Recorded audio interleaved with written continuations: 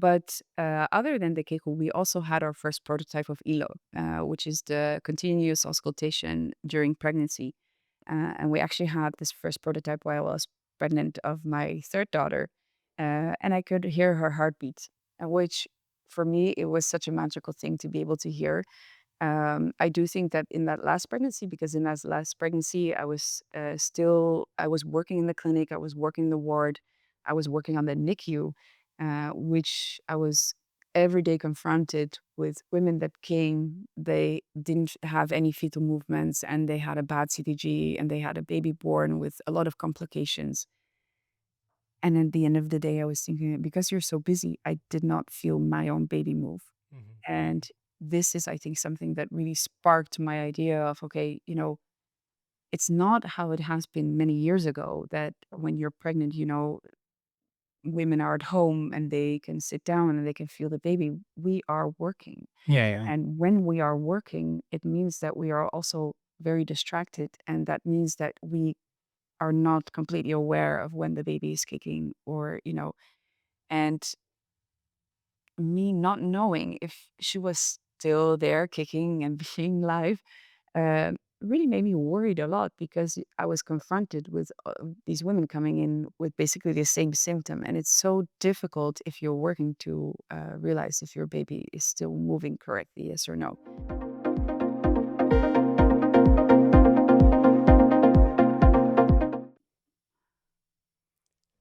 Cool. So I think we're on. So hello, Diana, and welcome to this new episode of Impulse.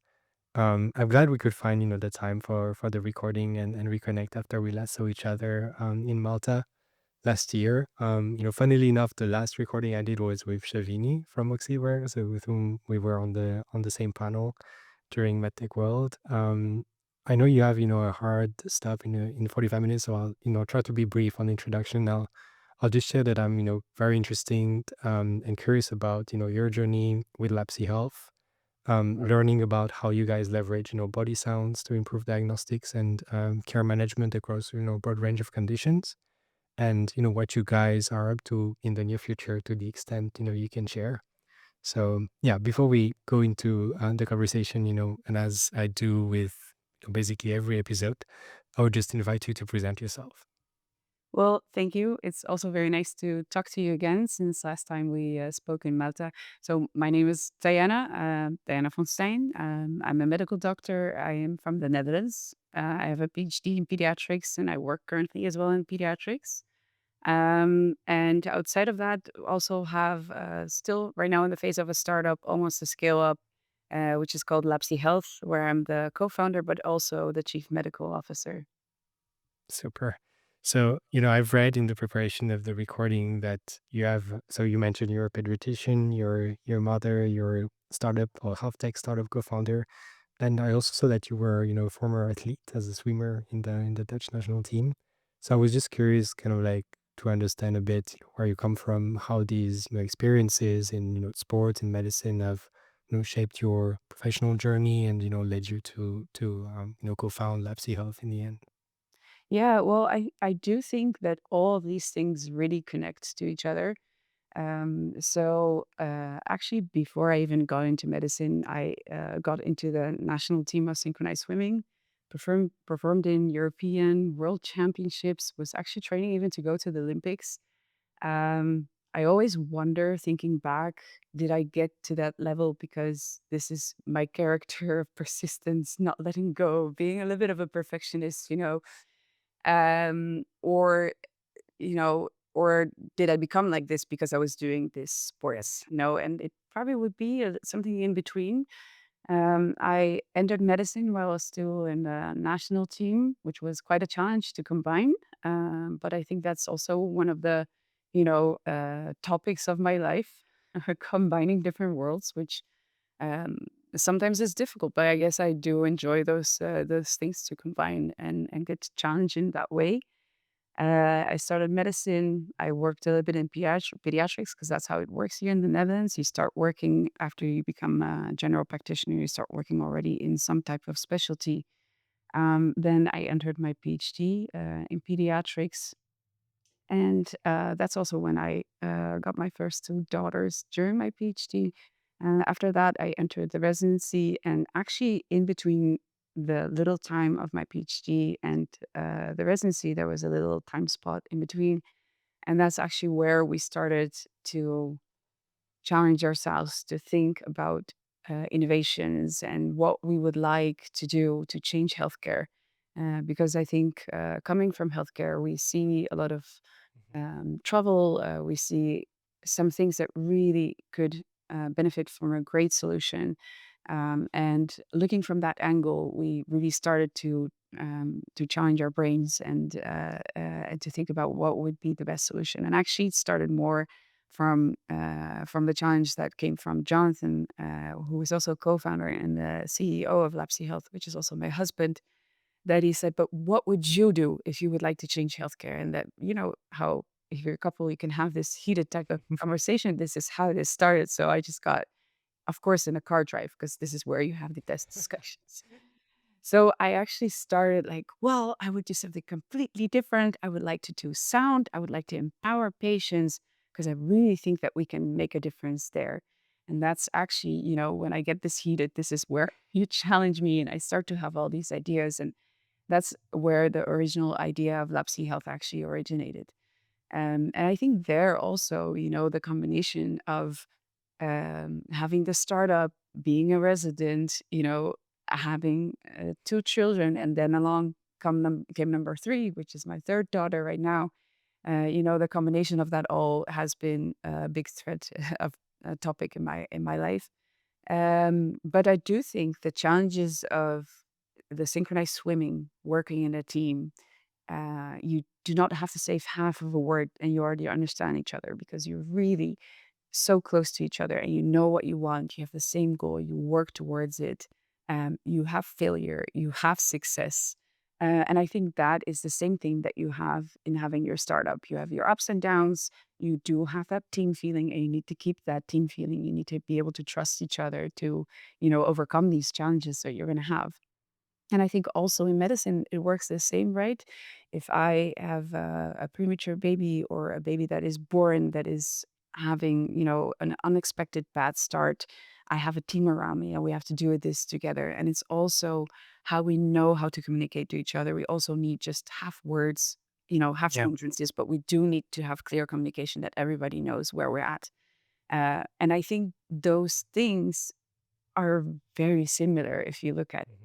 in all these aspects of sports in my life, medicine in my life, but also having the startup, being an entrepreneur, as we are doing right now with the full team. Yeah, that's a great parallel. It was so your studies when you were like studying medicine, when did you stop, let's say, the sports practice? Like when did you go until like you got the JP level and then during the specialty, that's where you made them where you stopped or Yeah, so here in the Netherlands, you have this trunk that is all theory. yeah. It's about 4 years, and after that, you start to do an internship. And during that internship, during the first part of medicine, I could skip parts. I could do exams later, or because I had to go abroad for a Yeah, competition. yeah. Mhm. But when I was doing my internship, I couldn't anymore. And this was exactly the phase where we had, I think, 1 year with not a lot of competition, and then we would go again to World Championships, which I think was in Japan by that time. And I was like, or I put my whole studies, my medicine career on hold for 1 year for one more competition. But at some point, I knew I cannot continue Yeah. with this, Mhm. or I just decide this is the moment to stop. And I remember that still, um, the swimming association went to the university to talk to see if there was still something possible because they wanted to keep me in the team. But unfortunately, they were trying to find solutions. But for me, I think at this moment it was not worth to put my other career on hold, which would be more of my future career than being in synchronizing. Although I remember in one of the competitions there was Cirque du Soleil, and they were trying to recruit us. There was like a Cool. split second that I thought maybe, but I didn't. Really cool. So you mentioned, in that car ride with your husband, Jonathan, that, you were imagining solutions that, were focusing on sound and, and technology to address some unmet needs that you had identified. Um, can you share with us, what were some of the, maybe, I guess there are like some applications directly in pediatrics, maybe in other areas. Can you, like, if we, without going yet into the, how you went about, creating the solution and the products, um, can you explain us, what's the role actually of like sound, in medicine? So I think everybody knows about, stethoscopes, or like, we go to a JP, they put this device on your heart, they listen to you. It's very like analog.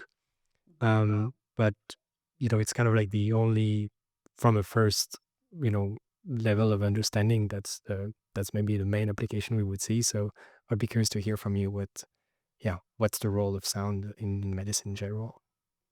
Yeah, I think it already exists for such a long time, like this traditional stethoscope. I'm not sure if you'll know, it started off with doctors just listening with the ear to the chest Okay. to try to capture some of the sounds.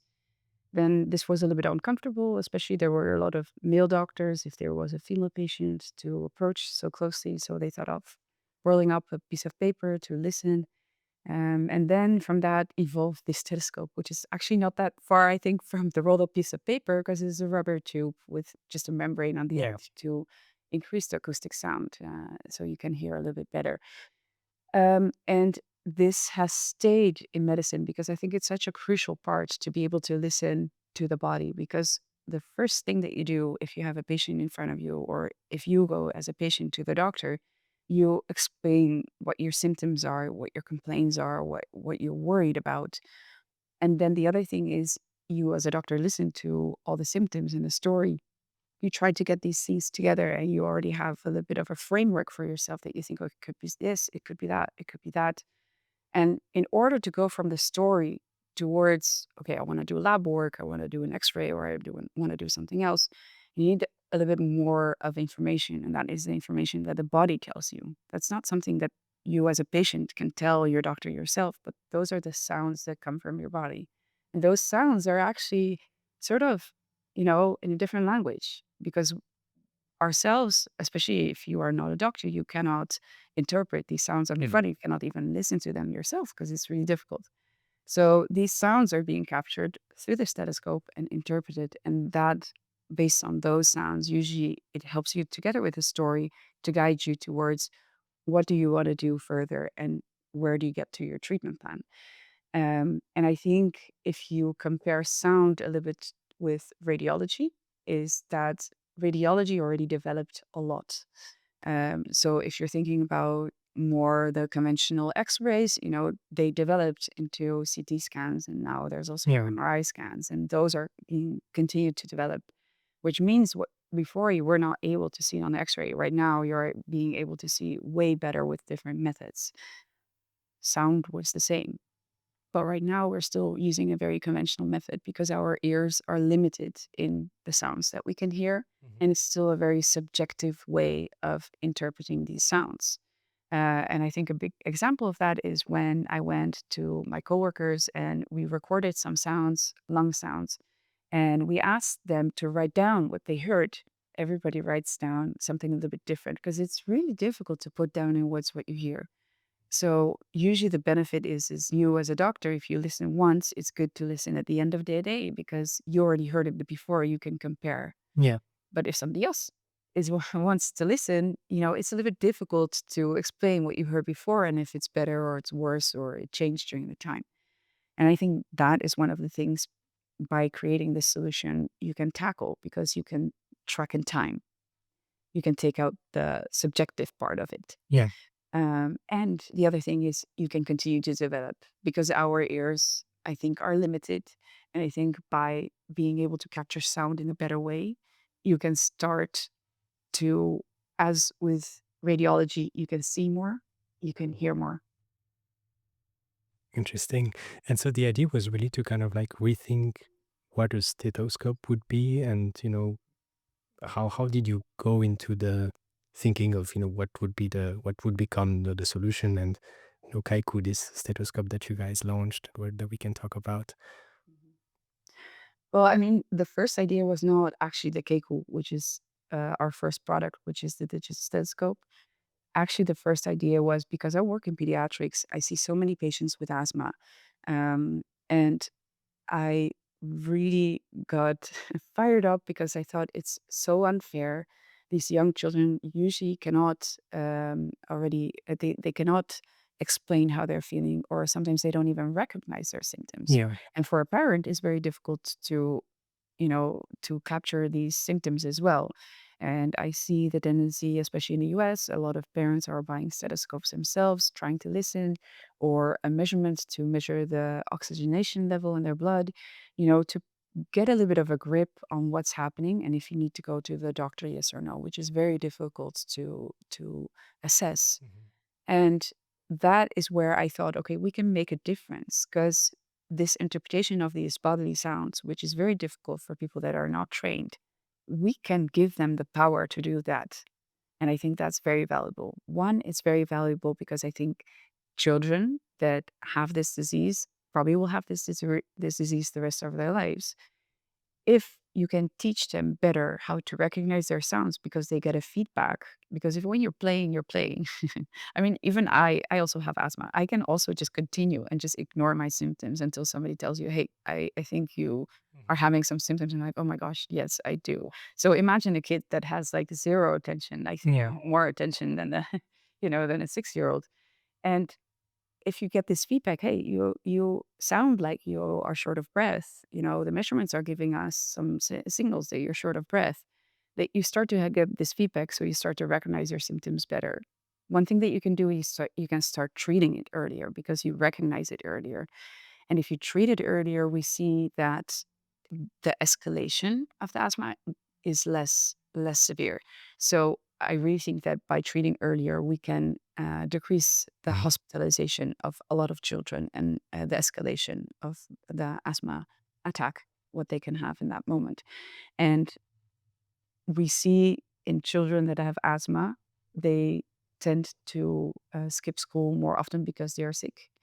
And because of skipping school, they also, in the end, if you look at big groups, they um, have a lower education Yeah, yeah. because of It's that. like long-term So I'd say that consequences. you can really, if you change a life of a young child, you change the whole perspective on the adulthood. You can really make a difference there. So that's where I was really fired up because I think we can really make a difference there and we can open up this skill of listening to your own body, translating the sounds of your body so you can cope with it better. You can take your medication in time. You can get feedback on how you're taking your medication, all of those things. So that was our first idea. Super interesting. And so how did this materialize into, the current product that you guys pushed it? Just to, for people who haven't seen it, it's kind of like of a, how to say, like a very quite thin cylinder Mhm. that, you can just like apply as a standard stethoscope. Yeah, you can see it on the video. So it's quite portable. Yeah. And yeah, how did you come, with how did you design basically the solution based on that initial inspiration? Yeah, I think there were multiple things that made us pivot from this idea. It doesn't mean that we're not gonna. We are Yeah. continuing to develop continuous auscultation, but we got first with the Keikku. First of all, is because um, why the first step to open this up to patients and parents, while doctors are not very familiar with this type of auscultation, and the adoption then we think might not be as good because we want to build this with doctors, with patients. So it will be accepted. So not if you are a parent who have this, so the doctor is going to be like, yeah, but I don't know what this device is. I don't know what you're talking about. Mhm, mhm. We would like this to be a collaboration, a teamwork, that this is something that will help parents, but it will also help the doctors. It's not going to give them an overload of patients unnecessarily, but it's going to be really in a very good workflow. So we thought, I think we need to first prepare also doctors to know how digital sound works and know the potential of digital sound before we're going to be able to also soon open up this to patients as well. So I think that was one of the things that made us pivot. The other thing is also the continuous auscultation needs more work to be able to do this continuously. Intermittently, as with a stethoscope, is easier. So it's the easier first step to achieve. And unfortunately, also, if you're looking at startups, also trying to gather the money for your startup, pediatrics is not something that a lot of people think about in Yeah, investing, of course. unfortunately. And you can also see that if you're looking at the whole hospital, if you're looking about innovation, usually it starts within adult groups and then Yeah. so slowly leaks through to the pediatric part. So it's not the first thing that is very innovative. It's not the first thing that people think about investing in. They're thinking more about adults. So that was also one of the parts that combined that we thought, okay, let's first develop something that the doctor feels comfortable with, develop it together with our colleagues, and then if they trust this and they also develop this with us, we're going to continue to develop to also open this up for patients, and then it's going to be really, synchronized, let's say, because they're going to be able to really talk to each other and know what we were working with. Interesting. And so in terms of how, what would be like the best solution or what this device could do, how did you, approach it in terms of, what, let's say, what sound, quality you would need from it, what features you would like, what are the functionalities, how do you can, because there's there are different aspects of it. There's I guess recording of sounds, processing of sounds. There's the ergonomics of it, because I think you can also, just move, like kind of like doing this circular movement. You can do, for example, adjusting the volume. Like there's a lot of things that go into it that kind of like really change the standard way of using stethoscopes. So I wanted to, hear your thoughts about how you, around the design of the device, how you guys, came up with that solution in particular. Yeah, I'm really excited about this question because I think if you're looking at us in the hospital, like we're a little bit underserved in user experience. It's a nice way to It's put like it. I open the door of the hospital and I enter a completely different world. I mean, it has not been long ago that we were still faxing things. We walk around with pagers. The evolution into more modern work way, it's just slower. Yeah. So we are used to work with clunky devices that tend not to work very well. So this was one of our top priorities to make this a very user-friendly device that basically, how it is with your phone, your iPhone, that basically a child opens it and it's intuitive. Just start and you get it. You don't have to read a booklet. It's intuitive. So that's something that we were aiming for a lot with the stethoscope. So you don't need a lot of use of your phone. You can just with gesture control, you can operate your Keikku, so your digital stethoscope. As you said, you can twist it as a radio knob to put it louder and put it softer. You can tap on it to record. So all those things are very intuitive, and it gives you feedback through light. So it gives you feedback of when it's low in battery or when it's recording, or all those things. It gives you visual feedback as well. Um, Also, our app is very much built on intuitive, so not very complicated, easy to go through. So that was one of our top priorities too. And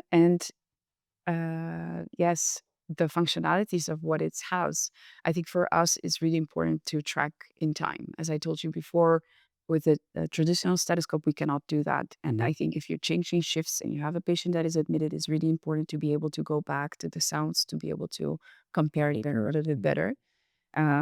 That is one of the things that you can do because you can track in time now. You take a little bit of the subjectiveness out of it because more people can listen to it. We also have AI. So the AI can also tell you what is being heard in a more objective type of way. And then if you are having doubts, you can still send it to a coworker or your supervisor or somebody else to listen to with you to evaluate the situation. And as well, if you have some interns that are walking with you, they can listen simultaneously with you. They just scan your QR code and they connect their AirPods or their other headphones with it, and they can listen at the same time. So those things really for me are things that with a traditional stethoscope I still miss. Yeah. And also one of the things, it's wireless, so you can even if a mother holds it or a father holds it on the chest of their child that is scared, is crying, and you just stand in the corner of the room minding your own business, you can still listen to the sounds in that moment because you can create this type of distance. And if you're thinking already a while back, but COVID, and it's not just COVID, but if you are attending patients, they tend to have some type of viral diseases. You don't want them to spread. With a stethoscope, you're on a distance of, I think, I mean, it's like 40 centimeters, I think, that the tube is. With this stethoscope, you can keep a little bit of a better distance as well. And also, you don't have the tube that you're wearing around your neck and you take all this, bacteria or viruses that you could take. Yeah. Yeah. Because a stethoscope, unfortunately, is one of the devices that is actually the cause of transmitting Okay. diseases from patient to patient because it's the device. We try to clean it as good as we can, but it has creases. It's still difficult to Yeah. tackle that problem. Mhm. Super interesting.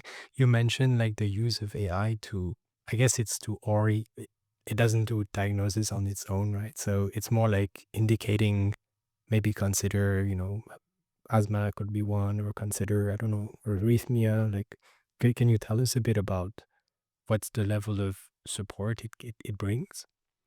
Yeah, so our AI for the sounds are still going through the Yeah. FDA route, so that is still something that needs to be fulfilled. The Keikku, the device itself, is already FDA cleared. Um, so what it gives you is if you're listening to lungs, let's say, it can tell you if there are crackles if there's wheezing. You still, as a doctor, have to think about the story, what fits with these sounds, and what Yeah. your next step is going to be. But it's going to be helping you in interpreting the sounds that you're hearing, especially also with the heart murmurs. And I do not think that this device is specifically to replace specialists in a way of, I don't think that if you are a pediatric cardiologist or a cardiologist, that the AI is something um, that would make a world of a difference because we see that the AI is as good as a specialist. But if you're thinking about a general practitioner or somebody that has less exposure to these pathological sounds, and actually for them, it's way more difficult to distinguish those because the cardiologists already get filtered patients that Yeah. are filtered Yeah. by the general practitioner. The general practitioner gets everything. I think it's one of the most difficult jobs you can have because you have to distinguish, is this something that is severe? Does it need to go to a specialist, or it's not severe? And there I think it really can be of added value. And also if you're thinking about um, the first 4 years of children that they are being examined as well. If they have a murmur, yes or no, it makes a difference if it's a pathological murmur or a non-pathological murmur. These children often have a non-pathological murmur, Yeah. but all of them are being sent to the pediatric cardiologist. So one of our aims is as well thinking about the future of healthcare, increased amount of patients and decreased actually nurses, healthcare providers, um, to decrease the load of patients that are coming to the hospital that is unnecessary. That is from the perspective of healthcare, I think, because we want to put the right patients in the right place to be able to also give them easy and fast access to the hospital. But also, if you're thinking about being a parent and your child has a murmur and you need to go to the pediatric cardiologist, it takes a few weeks to get there. I am seeing parents of kids that are, let's say, 12 years old, and then they still say, but he or she had a murmur when they Yeah. were Yeah. like, 2 months old. So it is something that even though it was nothing severe, it is something that does create awareness and some type of worry. And if you can already distinguish in that moment, it's a non-pathological murmur. You don't have to go to the pediatric cardiologist. They do not have to have that visit. They do not have that worry. So you are changing a little bit the flow and the workflow of the hospital. Yeah. And I think that is something that we are really trying to achieve, to put the right patient in the right place in the right moment as well. That's very interesting. You were mentioning, so there's like two sides that I understand. So one side is like on the, in terms of like educating, both healthcare professionals and patients. So on one side you have, you can use a solution to, have, I mean, as you mentioned, like more timely tracking of the different cases. You can share that between practitioners. Like there's a lot that comes into, yeah, improving, the workflow, but also like, how people, yeah, manage the patients and also share, knowledge about each other. And on the patient side, yeah, I mean, that's a way people can just, if you don't want to wait until you see someone, then you can already get some information by just using the device. I wanted to ask on the patient side, like, can we just buy the product as it is? Like, does it need to go through any referral route, or it can just be bought like a standard device? Yeah, for right now, it's cleared as a medical device. It's not an over the counter, but we are looking into getting it for over the counter. But we do think that an over the counter that a patient would like to use might want a little bit of a different user experience than the doctor side. So we do have to see, how we're going to adjust that, or if the same UX UI is appropriate, then that could be as well. But those things we still have to distinguish. For right now, is for the healthcare professionals, but we are aiming towards it to be approved as well for over the counter. Super. And so at the moment, the indications you focus on are pediatrics. Is it also like, cardiometabolic to some extent? Are you also looking into like other indications and, to the extent you can share? Yeah. Oh, I mean, I always pull everything towards the pediatrics, but this is definitely not just for pediatrics because there's a lot of adults with asthma. There's a lot of adults with COPD. The lung diseases are really big, that could have great use of this. Yes, and we also get a lot of people asking us questions. Could I also use it for, this sound of swallowing? There's a specialist that are involved in that. Yes, of course, but those are smaller groups. So those are the things that we also have to focus at, but we can gradually, get ourselves involved in different types of sound that can be captured. And also to the extent of how much we can actually, with the help of AI, give more information. Because I think we can still improve all the AI powers that we're having right now. Super. I was just, taking a look at the website and I see, so if you go on lapsihealth.com, you will see Keikku and then you can, see everything. There's like actually a very, very nice website, showcasing the device. I I think see you that. better go to the keikku.com because that's actually the website that we're using now mostly. Okay, because It's the Lapsi Health. my point was to say like, because there's also like something called Ilo and Lapsi Air that, with brackets coming soon. So yeah, I guess I don't know if you can, talk about it yet or if it's more Mhm. something for, yeah, in the future. No, definitely. I mean, I think that is, as I said before, is the continuous auscultation is something that was actually our original idea. Right Yeah. now we have intermittent, but we have a pipeline. We want to go towards continuous auscultation. One of the things is for lung sounds. The other thing is for during the pregnancy. And that is one of the things that we are really also, I think we can really make a big difference there, of being able, if you're thinking about high risk pregnancies at first, to be able to track them more continuously instead of being dependent on the doctor's office that you have to go there. And you can only get a CTG, which is intermittent. It's maybe half hour, sometimes an hour, and then nothing. And then again, you're going to have a short period. And those are just little snippets to see how your baby's doing. Then you hope that this is, it gives you an indication of Yeah. how it's going. But, whenever you have a bad CTG, you're already a little bit late. So if you can actually track better in time and at home and more in a comfortable space, this could be really of added value to be able to get women to the hospital when they need to get to the hospital while they are maybe not even aware that something is going on.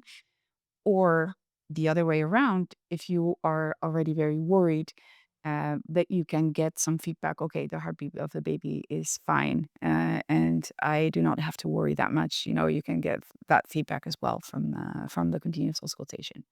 So that is also one of the things that is on our pipeline. If you're thinking about continuous auscultation, that we can do with the same hardware, because that's, I think, if you're looking at the Lapsi website, what we are doing is we have a patented hardware, and that hardware is the one that connected with software, we can actually do a lot of different things. Yeah. And we can keep expanding in the potential of using it in different fields of medicine. Yeah, yeah, exactly. So the idea is not to have like a device for pediatrics, a device for, each indication, but it's more like to build on the platform and, open. Yeah, and it might have a little bit of a different shape to make it more easier to Yeah, wear, those type of things. But the core technology is already what we have. super cool. I had a question actually on the team. So you mentioned, we talked about your husband, Jonathan. Was he in healthcare in the past or like, Yes, yeah, yes, yeah, okay. yes, he was actually. Yeah. So he's also a medical doctor. He's also a medical doctor. Yeah. And how big is the team at the moment? Oh, I think we have about 25 people right now, Oh, wow. if I say it Okay. correctly. Yeah, we actually just put out some vacancies and we hired some new people, so it's changing right now. Yeah. Very cool. Very Yeah. cool. Um, I'm keeping an eye on the time, and I'm conscious we also have the recurring questions. I wanted to ask you, going kind of like closing the loop on what we discussed at the beginning. Being a mother, health tech startup co-founder, a physician. How do you organize, your life to like stay on top of things, and you also maintain your energy levels? I'm also like very thankful that you still manage to find some time to do these types of activities or like podcast recordings. So yeah, I just wanted to ask you. Controlled chaos. I think that's the best answer I can give you. I think I get this question a lot, and I find it interesting because I guess it seems from the outside that it's all, you know, That's very slick, very organized. But I think as many parents, I don't think I'm an exception in this. You have to be flexible. So whatever comes your way, in that moment you'll find the solution. So, it's I think we manage pretty well, but that doesn't mean that, I have the occasion of, oh my gosh, my daughter had sports day and I didn't dress her in the right yeah, clothing. Those type of things that just happen in organize like a yeah, organized chaos. sounds simple. Cool. So I wanted to ask you, what are the some of the resources that you would recommend us to check out, to know more about the field in which you work. So everything around use of sounds in healthcare and medicine, maybe some specific applications of it for some of the indications we discussed. So like books, publications, website. Is there anything you wanted to share? Yeah, I think I would one of the books that I would advise is by Anthony Chang. I think he's a great example in this, and he wrote the book Intelligence Based Medicine. I think that is one of the things that I would really advise people that are viewing or listening or you even to read that book. I think he's really a voice in healthcare and in AI and the digital atmosphere. And I actually had the opportunity to write an article together with him and also Oh together wow, with Hansa Bhargava, which is called Promises and Pitfalls, Clinical Applications of Artificial Intelligence, which is towards the pediatric part. So that would also be one of the things that is a very nice read. super. And I'll put the link to the article in the show notes. And then Jack is he so he's a doctor as well. I assume. Yes. Super. Yeah, I never heard the name, so I'll look into it and also put the link to the book in the show notes. Can you share with us, like an anecdote from your work at Lapsi Health, maybe related to your device, Keikku, that made you realize the impact that you were having, on people's lives, either, healthcare professionals or patients? I mean, I think the Keikku itself is not, we have it out to the beta testers. It's not in the hands of patients right now yet. I do, there's a couple of things. With the Keikku itself, I mean, my husband, CEO, he actually was listening or let one of the other colleagues, doctors, listen to his heart. And that's where he actually discovered that he had a murmur, which was in a cab that they were driving. They were using the active noise cancellations because we have active noise cancellation. And he never knew that he had a murmur. And this was the moment that he actually discovered because the sound was so great that he Oh, wow. it's non pathological, but he has a Yeah. murmur. Yeah. Okay. But other than the Keikku, we also had our first prototype of ELO, which is the continuous auscultation during pregnancy. And we actually had this first prototype while I was pregnant of my third daughter, and I could hear her heartbeat, which for me, it was such a magical thing to be able to hear. I do think that in that last pregnancy, because in that last pregnancy, I was working in the clinic, I was working in the ward, I was working on the NICU, which I was every day confronted with women that came. They didn't have any fetal movements and they had a bad CTG and they had a baby born with a lot of complications. And at the end of the day, I was thinking, because you're so busy, I did not feel my own baby move. Mhm. And this is, I think, something that really sparked my idea of, okay, it's not how it has been many years ago that when you're pregnant, women are at home and they can sit down and they can feel the baby. We are working. Yeah. Yeah. And when we are working, it means that we are also very distracted. And that means that we are not completely aware of when the baby is kicking and me not knowing if she was still there kicking and being live uh, really made me worried a lot because I was confronted with these women coming in with basically the same symptom. And it's so difficult if you're working to realize if your baby is still moving correctly, yes or no. So, by having that first prototype of the ELO and to know that everything was fine is really something that gives you this reassurance because I knew that I was busy, but I cannot, you know, say with 100% reassurance that nothing is wrong in that moment. So I think by having this first prototype of the ELO and being able to listen to her heartbeat by myself for this first time, it was really a magical moment for me. Really nice. I was also thinking, like, even if you're not working, you're just in today's world, it's, I guess it's hard to be fully, aware of, yourself and, how everything's going on inside of you. Um, so yeah, that's a very, yeah, super inspiring, story. I wanted to ask you the form factor of Elo. Is it very similar to Kaiku, or is it something you continuously, wear on yourself? Yeah, I think the form factor, we still haven't completely decided on it yet Yeah. because I think we have some ideas.